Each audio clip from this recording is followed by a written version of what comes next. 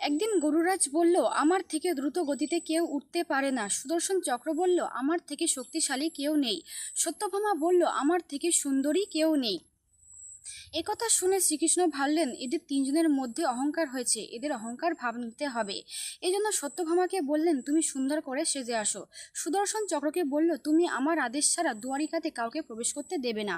গুরুরাজকে বলল, তুমি গিয়ে হনুমানকে বলো যে দুয়ারিকাতে শ্রী রামচন্দ্র তোমায় ডেকেছে। এটা শোনা মাত্রই গুরুরাজ চলে গেলেন হনুমানের কাছে এবং হনুমানকে বললেন, হনুমান, তোমাকে শ্রী রামচন্দ্র দুয়ারিকাতে ডেকেছে।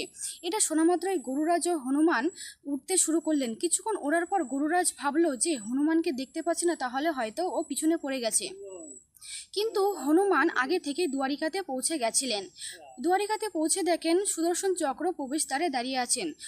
সুদর্শন চক্র জিজ্ঞাসা করলেন, হনুমান, তুমি এখানে কি করতে এসেছো? হনুমান বলল, আমি শ্রী রামচন্দ্রের সঙ্গে দেখা করতে এসেছি।